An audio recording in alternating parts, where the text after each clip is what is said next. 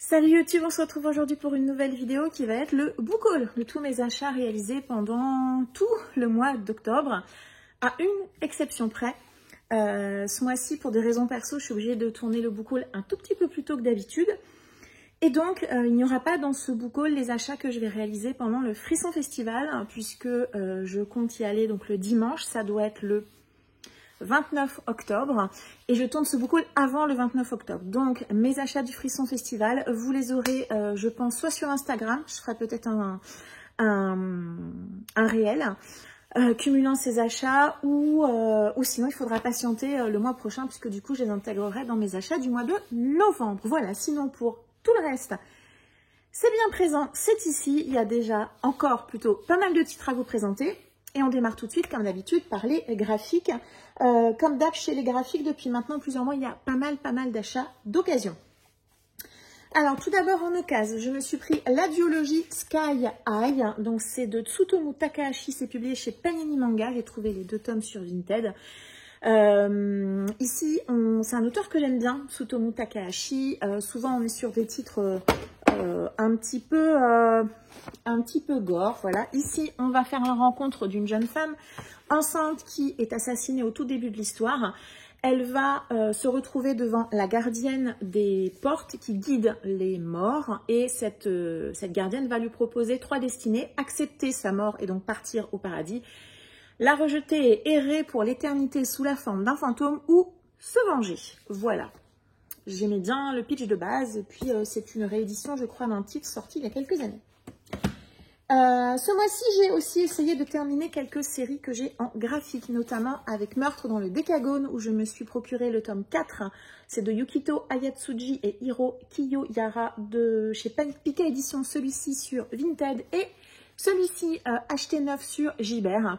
La série est complète en 5 tomes. C'est l'histoire de jeunes gens qui vont se retrouver enfermés dans un lieu. Il va y avoir un mort et ils vont essayer de découvrir qui est mort. Ils savent en tout cas qui a assassiné, pourquoi, etc.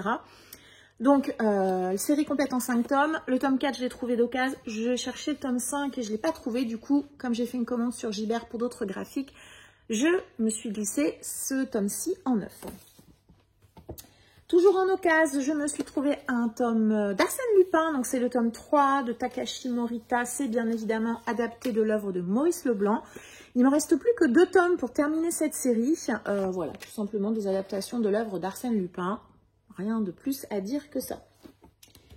Je me suis trouvé sur Vinted une série complète, donc les 4 tomes de la série Itomoji de Motoro Mase. C'est par l'auteur de Ikigami, que je n'ai jamais lu, mais le titre m'intéressait. Et cette série, c'est tout simplement l'histoire d'un virus qui se répand. Voilà, on va rien dire de plus que ça. J'aime bien le dessin, voilà. Et puis, la couve, elle est un peu, pas embossée, mais elle a des reflets. Enfin, des reflets. Je ne sais pas comment dire, quand vous touchez, vous sentez qu'il y a des... c'est pas une couverture lisse. Voilà, donc 4 tomes. Je ne vais pas vous montrer les tomes les uns à la suite des autres. Les couvertures sont assez similaires, avec ce jaune assez impressionnant. Voilà, c'est tout simplement un petit virus qui se répand. Ensuite, je me suis pris, ça c'est en 9, comme je disais, j'ai essayé de terminer certains titres graphiques lors d'une petite commande chez Gibert. Le tome 2 de Season Life, tome 2 et dernier tome de la duologie. Donc c'est de Nobuyuki Fukumoto et Kaji Kawaguchi. C'est publié chez Panini Manga. Ici, c'est donc un monsieur qui va découvrir qu'il est malade, qu'il est très malade, et il a perdu sa fille qui a disparu de la circulation depuis, en tout cas avec lequel il n'a plus de relation, et il va, si je me rappelle bien, découvrir au tout début du premier tome, découvrir que sa fille a été assassinée. C'est une série complète en 3 tomes. Panini l'a réédité dans une duologie. J'avais trouvé le tome 1 d'occasion, voyant que j'allais galérer à trouver le tome 2. Voilà, commande chez Gibert, j'ai pris ce tome 2, comme ça j'ai la duologie complète. Toujours achat neuf chez Gibert, le tome 3 de Soloist in a Cage de Shiro Moriya, c'est publié chez Kiyun. Ici on est dans une prison et je crois qu'une jeune demoiselle va essayer de sauver son frère dans cette prison. Il me semble que c'est quelque chose comme ça. Voilà, c'est un huis clos. J'ai vu beaucoup de retours positifs sur les 2 premiers tomes. Comme je vous le disais, j'ai bien senti que le 3e, j'allais galérer, donc je l'ai acheté neuf. Et cette commande Gibert, il me semble que je l'ai terminée avec 2 titres de la collection Comics Urban Nomad, une collection que j'apprécie beaucoup. Je me suis acheté 9 les tomes 4 et 5 de Transmétropolitane de Warren Ellis et Derek Robertson.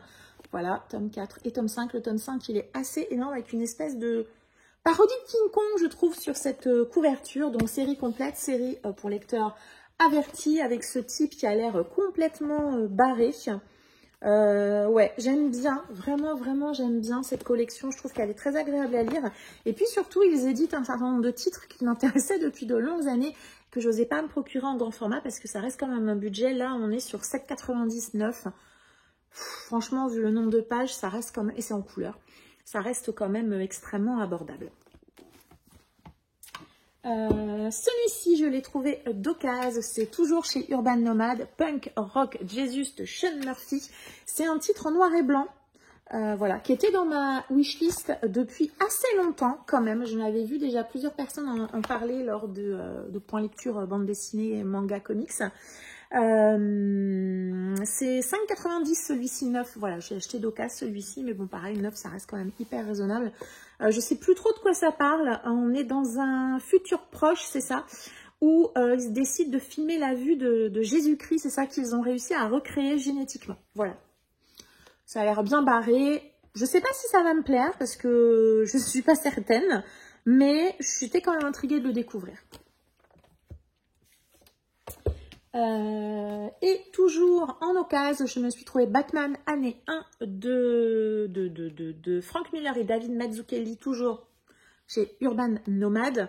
Batman année 1, je l'ai déjà dans une autre version de comics, mais dans celui-ci, j'ai Batman année 1 et un autre titre qui est À la vie, à la mort. Et dans l'autre version que j'ai en plus grand format, vous savez, des petites collections qui étaient à 5,90 €. Il y a une autre histoire à l'intérieur. Donc, du coup, j'ai gardé les deux. C'est pas très grave. Je sais plus trop. Je pense même si c'est pas un reboot peut-être de l'histoire originelle de Batman. J'avoue que je ne sais plus trop. Mais c'était un récit complet. Pareil, j'ai vu plutôt des retours positifs. Voilà. Je suis intriguée de le découvrir. Je suis contente de l'avoir trouvé. Et sur Vintage, je me suis également trouvé 2 titres de Kazuo Umezu. C'est un auteur que j'aime beaucoup. C'est l'auteur qui a écrit, entre autres, L'école emportée, que j'avais beaucoup aimé. Et donc, je me suis trouvé 2 de ses autres titres horrifiques, publiés au Lézard Noir, Le Vœu Maudit et La Maison aux Insectes. Je ne sais pas particulièrement de quoi ça parle, si ce sont des recueils de nouvelles ou pas. On est sur une histoire complète. On est sur, à chaque fois, de l'horreur dans un style assez vintage. Si c'est comme L'école emportée, ça risque d'être assez angoissant. Et on a des planches que je trouve vraiment très réussies. Et puis j'aime bien le Lézard Noir en plus, voilà. Puis ils ont fait un petit un dos thématique pour tous les titres de Kazuo Umezu qui sont parus chez eux. Donc voilà, c'est 2 titres dans le bon sens. C'est mieux, je suis contente de les avoir trouvés. Et il y a eu, c'était la fin des brocantes, et en brocante, je me suis trouvé un titre. J'ai hésité à le prendre parce qu'il n'est pas forcément en excellent état, mais bon, c'est pas très grave. C'est celui-ci, c'est la dynastie Donald Duck, c'est chez Glénat, c'est tiré de leurs intégrales de Carl Banks. On est, voilà, tout simplement dans des histoires mettant en scène Donald et toute sa famille, donc on est sur des choses assez classiques. Il n'est pas forcément hyper agréable à manipuler, et voilà, pas forcément hyper en bon état. Mais honnêtement, je l'ai payé 2 € en brocante, donc j'ai quand même eu beaucoup de mal à le laisser partir. J'ai quelques tomes de cette énorme saga. Moi, je fais partie de la génération qui lisait beaucoup les Disney quand j'étais enfant et même adolescent. D'ailleurs, Mickey Para, Picsou Magazine, tout ça. Pardon, je m'étouffe. Et bah voilà, je suis très contente. Alors, je sais qu'on n'est pas forcément obligé de les lire dans l'ordre. Je suis pas sûre qu'il y ait un intérêt à les lire dans l'ordre, mais voilà, je suis contente de l'avoir trouvé malgré tout. Et on va terminer les graphiques par un titre qui est plutôt un titre encyclopédique, on va dire, qui va faire le lien du coup avec la partie roman, puisque je me suis trouvé le dictionnaire des yokai, l'intégrale de Shigeru Mizuki, c'est publié chez Pika Édition. C'est un titre qu'on ne peut plus trouver en neuf, du coup je me le suis procuré en occasion. Donc, Shigeru Mizuki, c'est un auteur de manga, un dessinateur qui est vraiment spécialisé dans tout ce qui est folklore et culture japonaise. Et donc ici, il liste, sous une forme de dictionnaire, hein, tout à fait, une petite illustration et une page qui explique, qui donne la légende un petit peu, et qui parle eh bien de tous ces yokai qui peuplent l'imaginaire japonais. Voilà, hop là, on a par exemple ici le Bakezori, et puis il y a le Kappa notamment qui est peut-être un des plus connus. On a des illustrations comme ça. Bref, je suis très contente de l'avoir trouvé à un prix raisonnable et qui me convenait. C'est pas un titre que je vais lire forcément d'une traite, hein, puisque ça reste un dictionnaire. Je pense que je le compulserai par moment, et puis j'avoue que j'aimerais bien reprendre la lecture de cet auteur que j'ai lu peu de titres et j'avais bien aimé. J'aime bien voilà, son style graphique, ce style un petit peu vintage, et toujours très orienté culture japonaise, et forcément les yokai et toutes ces créatures de l'imaginaire japonais. Voilà. C'est terminé pour les graphiques, on va passer au roman. On démarre par les titres de la collection Agatha Christie. Ce mois-ci, j'ai donc eu Témoin muet, qui est un Hercule Poirot. Je me suis pris Monsieur Brown, qui est un one-shot peut-être. Je ne sais plus, c'est pas précisé derrière. Je ne me rappelle plus, mais c'est pas très grave. Et le dernier, c'est Je ne suis pas coupable. Celui-ci, c'est pareil, je ne sais pas. Hercule Poirot, c'est un Hercule Poirot aussi. Voilà. Je ne m'attarde pas parce que, il n'y a pas de résumé. Et puis, voilà, c'est des titres, peut-être certains d'entre vous les ont même déjà lus, des titres assez anciens. J'ai réceptionné un gain concours ce mois-ci. Avant l'été, j'avais participé à un concours sur Instagram. Je mettrai en barre d'informations le compte sur lequel j'ai participé et j'ai gagné, parce que je ne me rappelle plus là de tête. Mais elle mettait en lot 2 titres, dont un qui est dans ma wishlist, que j'avais repéré en poche, que j'avais prévu d'acheter. J'ai candidaté, enfin j'ai joué et j'ai gagné. Je suis hyper contente, j'ai gagné L'incroyable voyage de Coyote Sunrise de Dan Gemenhardt. C'est publié chez Pocket Jeunesse. Un titre que j'avais vu passer sur le compte de Galéane, qu'il avait beaucoup aimé. Et le pitch me plaisait bien, c'est un road movie en fait, c'est une... Coyote, une jeune demoiselle de 12 ans, qui vit dans un bus scolaire avec son père et il sillonne les États-Unis avec ce bus. Voilà, j'en dirai rien de plus. C'est un titre qui a des notes excellentes sur Livre Addict, que j'ai très peu vu passer. Très peu vu passer. Les mots dans le bon sens, c'est mieux. Et voilà, il m'intriguait pas mal et j'ai eu le plaisir de le gagner. Je suis très contente. Et ensuite, en contrepartie, Ulule, ce mois-ci, j'ai donc reçu ma petite novella de l'abonnement auprès des éditions 1115. Donc là, j'ai reçu Éparpillée sur la mer de Mina Jacobson. C'est de la science-fiction, je crois. Une planète conquise par la montée des eaux où les survivants fonctionnent en essaim dans un silence de tous les instants. Voilà, encore un titre intriguant. Et j'ai reçu, alors c'était pas une contrepartie Ulule cette fois-ci, mais un projet auquel j'avais participé auprès de la maison d'édition, projet Silex.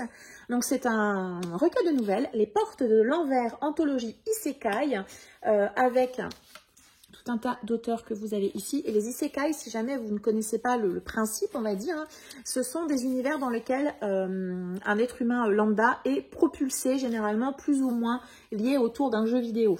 Voilà, ou d'un univers un peu de science-fiction, un très joli objet, un airback assez classique, hein, mais vraiment très joli. Je crois qu'ils ont eu quelques difficultés sur ce tome-ci, ça a pris un peu plus de temps que prévu. Moi, personnellement, ça ne me dérange pas. Voilà, ça ne me dérange pas. En franchissant les portes de l'envers, les personnages qui animent ces pages sont passés ailleurs, en d'autres mondes fascinants et parfois funestes.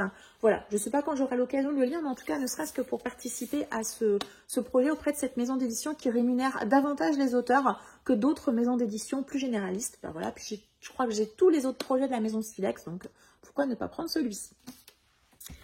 Ensuite, on va passer à mes achats neufs. Ils ne sont pas très nombreux. Bon, tout est toujours relatif, bien évidemment, chez moi. En neuf, je me suis pris un titre que j'avais repéré l'année dernière en grand format. Donc, Petit meurtre à Endgame de Alexandra Benedict. C'est publié chez Pocket. Alors, il me semblait... Ouais, c'est ça. C'est un titre qui se passe aux alentours de Noël. C'est un cozy mystery peut-être lié à la période de Noël. Je pense que c'est quelque chose comme ça. J'ai vu vraiment sur ceux qui l'ont lu l'année dernière, beaucoup de gens qui l'ont beaucoup aimé. La couve, elle est vraiment très jolie. Alors, j'arrive pas à savoir. Derrière, on nous parle bien. Hein. Direction Endgame, c'est son labyrinthe d'indices et son Cluedo de Noël. Voilà, j'en sais pas beaucoup plus. Vous savez que moi, je lis pas particulièrement les quatrièmes. Il y a plein de petits détails sur la couverture qui ont l'air bien sympas, qui font effectivement Cluedo. Hein. On a un couteau, un rat, une araignée, un revolver, une hache, une corde de pendu, une petite souris, une araignée et un corbeau. Voilà, donc je suis intriguée, je me demande ce que vaut ce titre. Et puis voilà, l'année dernière, il m'avait intriguée en grand format. Et puis j'ai vu le poche, je l'ai pris. C'est le seul poche neuf que je me suis acheté. Tout le reste, ce sont des grands formats. Alors, je me suis pris tout d'abord le dernier Manon Fargueton, le cycle des secrets, les marches des géants, c'est de la fantaisie young adulte puisque c'est publié chez Gallimard Jeunesse. Alors, Manon Fargueton, c'est donc une autrice que je ne lis pas quand elle écrit du contemporain. Principalement, elle écrit majoritairement du contemporain young adulte. Je ne la lis pas quand elle est dans ce genre-là pour une raison très simple, qui est que je ne lis pas de contemporain young adulte de manière générale. J'irais presque dire, j'ai passé l'âge, je ne m'y retrouve pas dans ce type de lecture, parce que simplement, je pense que voilà, je ne suis pas la cible. Bon, il y a des exceptions à ça, hein, puisque notamment, Coyote Sunrise, je pense qu'on va être sur ce genre de choses, mais il y a quelques rares exceptions, mais généralement, je n'en lis pas. Sauf, je lis Manon Fargueton en fantasy, voilà. Là, on est sur de la fantasy, peut-être jeunesse, young adulte, je ne sais pas. Moi, je l'avais adorée dans L'héritage des rois passeurs et les illusions de Savloir, qui était paru chez Bragelonne. Donc, quand j'ai vu qu'elle allait ressortir un titre de fantasy, je me suis dit que j'allais le prendre, voilà. Et il est vrai qu'avec la clôture des éditions Actu-SF, je me suis dit qu'après tout, c'est une autrice que je connais, que j'apprécie. Elle est française. Gallimard a fait un très très bel objet livre. Il y a du jaspage. Enfin voilà, quasiment le même travail éditorial que sur des titres anglo-saxons par d'autres maisons d'édition. On n'a juste pas l'entête de chapitre illustré, mais il n'empêche que le livre en lui-même, il est très joli. Donc je me suis dit, n'attends pas, prends-le. Voilà, tu as envie de le prendre, prends-le. Autrice française, donc voilà. Aussi, c'est vrai que comme je disais, quand j'ai appris qu'Actu-SF avait fermé, je crois que j'en avais parlé sur le dernier point lecture, Book Haul, je vais essayer d'envisager un petit peu mes achats un petit peu différemment, notamment voilà, sur ces titres-ci. C'est-à-dire si ce sont des auteurs français que j'ai envie d'acheter, je les achète tout de suite. Voilà. J'attends pas forcément ni de les trouver en occasion parce que je pense qu'ils en ont besoin. Voilà. Bon, bref, c'est un détail. Vous allez voir, il y a plein d'autres titres après qui ne sont pas des titres français, hein, clairement. Mais celui-ci, je sais que c'est une autrice que j'aime bien, en tout cas pour ce que j'ai lu. Donc, j'avais envie effectivement de la soutenir. Je me suis pris chez Rajo 2 titres qui sont un petit peu liés, puisque je me suis pris le tome 3 de la série du Prince Cruel, La Reine sans Royaume d'Holly Black. Voilà, toujours un très bel objet livre avec un très joli travail proposé par Rajo. C'est du young adulte avec dans un univers de faillé. Et puis je me suis pris la suite, le plus ou moins tome 4, L'héritier trahi, donc, de Holly Black. Voilà, à nouveau un jaspage très joli. Je ne lis pas la quatrième, hein, puisque j'ai cru comprendre que je n'ai pas particulièrement envie de me faire spoiler des éléments de la trilogie principale, mais voilà, je suis très contente de l'avoir pris. Je poursuis mes achats, même si certains n'ont pas été des énormes réussites. Des projets secrets de Brandon Sanderson, j'ai acheté son quatrième. L'ensoleillé, publié au livre de poche. Moi, j'ai la version collector. Il est encore emballé sous blister. Ici, le résumé me tentait bien, autant que Yumi, celui d'avant. Afin d'échapper à la brigade nocturne, un fugitif se téléporte de planète en planète. Je pense qu'on va être dans de la science-fiction. Alors, je suis un peu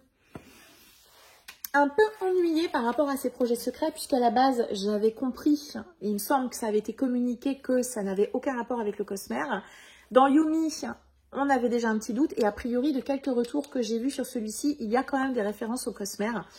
Voilà, donc il n'a pas pu s'empêcher, M. Sanderson, de les relier à d'autres choses de son univers, même si parfois ce sont peut-être simplement des petits détails.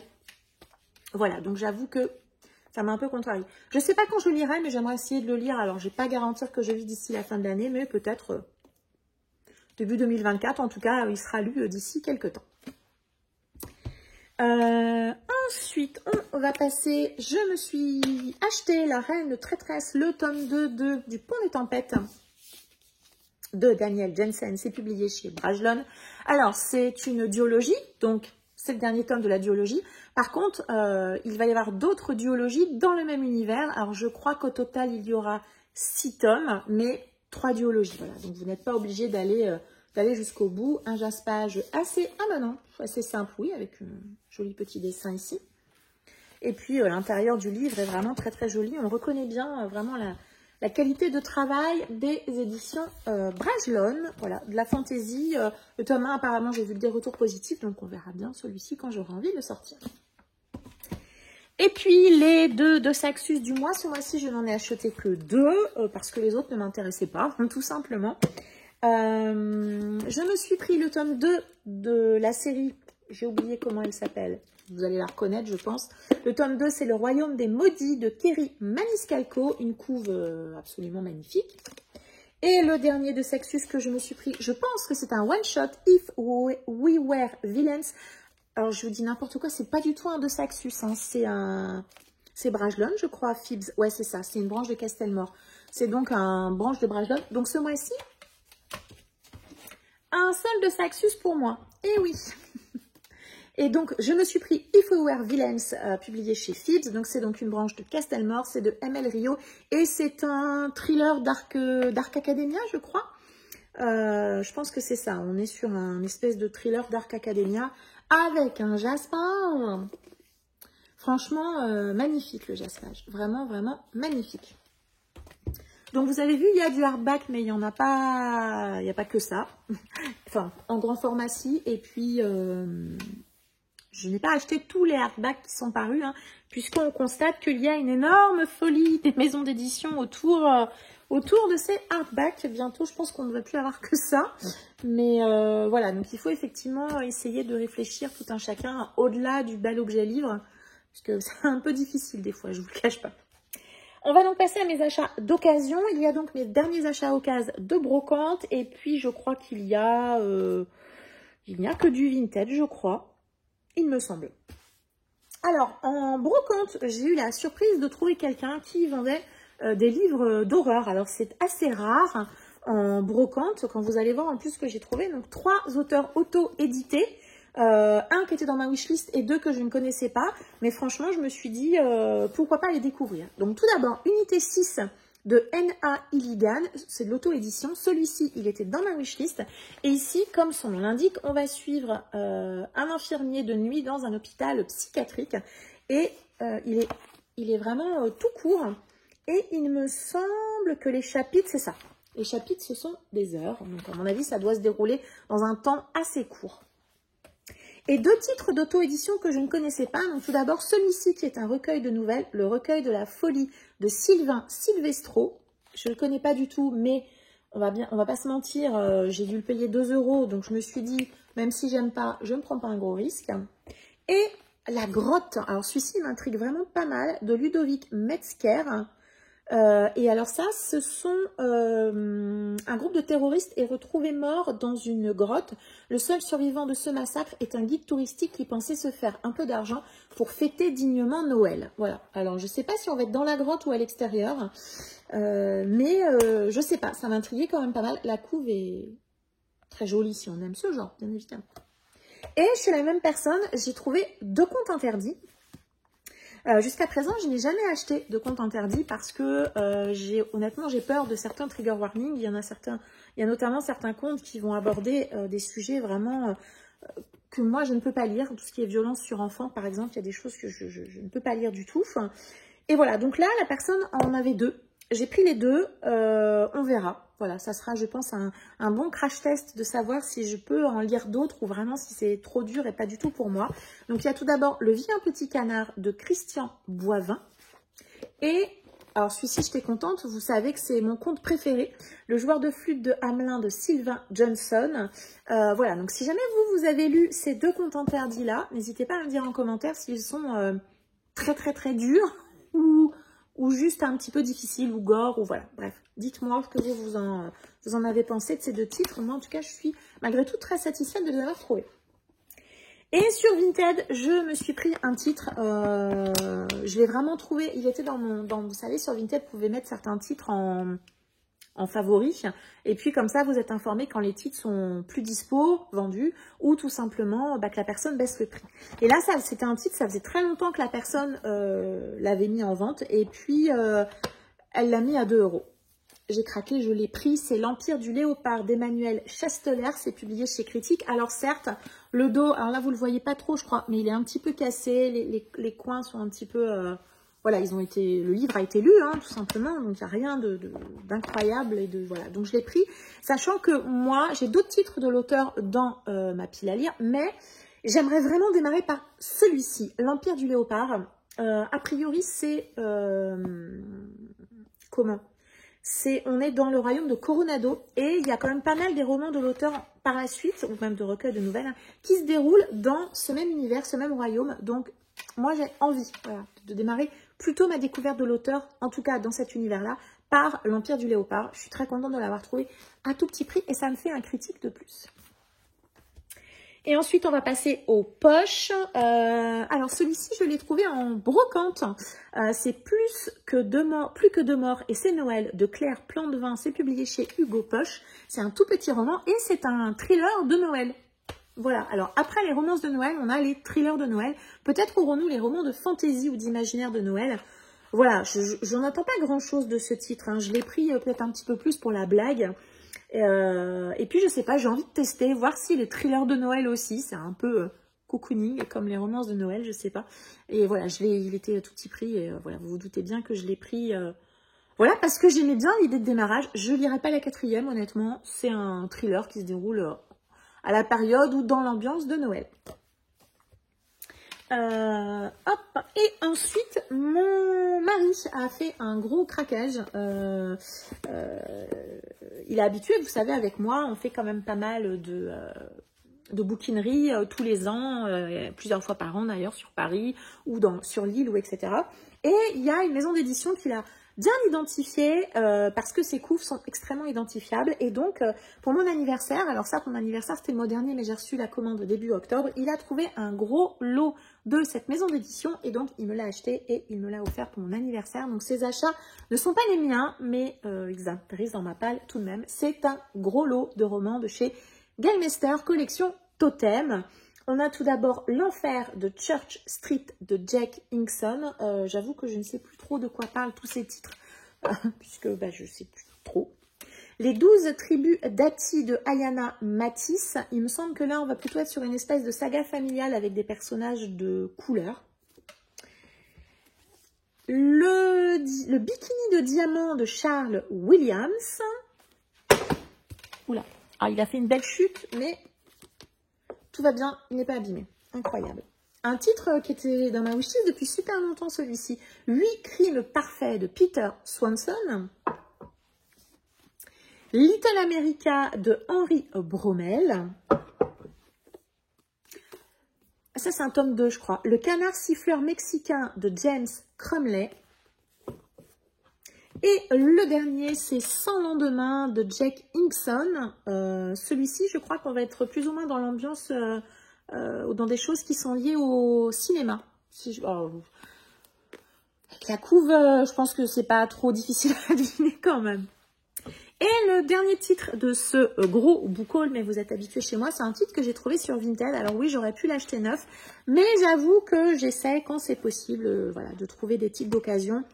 C'est malgré tout une petite maison d'édition, mais bon, voilà, je me suis trouvée, et oui, Les Aiguilles d'or de Michael McDowell chez Monsieur Toussaint Louverture sur Vinted, quelques jours après sa sortie, avec encore le bandeau et tout. Bref, je suis ravie de l'avoir trouvé. De toute façon, je l'aurais acheté neuf. Voilà, j'ai regardé vraiment en me disant, on ne sait jamais. Et j'ai eu la surprise de voir qu'il y en avait un qui était dispo. Bref, il est en très très bon état. Franchement, si la personne l'a lu, elle a vraiment été extrêmement soigneuse. J'ai beaucoup aimé Blackwater. Moi, je fais partie de ceux qui ont beaucoup aimé, qui l'ont peut-être davantage lu en mode saga familiale. Je crois qu'ici, ça va plutôt être le même style. Il n'y aura pas du tout d'éléments fantastiques comme on avait dans Blackwater. Mais je trouve que l'auteur, il a vraiment une plume hyper addictive. Et voilà, je ne doute pas que ce titre, je vais le lire malgré son nombre de pages assez rapidement. Et voilà, ce book haul est maintenant terminé. Un gros book haul, mais chez moi, vous êtes habitués, je pense. Voilà, dites-moi en commentaire d'ailleurs si vous aussi, vous aimez les book hauls, parce que moi, j'ai une passion pour regarder les book hauls chez les autres. Hein, ça, il faut quand même le savoir. N'hésitez pas à me dire si vous avez été raisonnable ou pas dans le courant du mois d'octobre, si vous vous êtes fait plaisir par vos achats livresques neufs ou d'occasion. Merci de m'avoir suivi jusqu'ici. N'hésitez pas à mettre un commentaire, un petit pouce, à vous abonner si ce n'est pas déjà fait, à me suivre également sur Instagram. Je vous souhaite une très agréable journée et je vous dis à très bientôt. Ciao!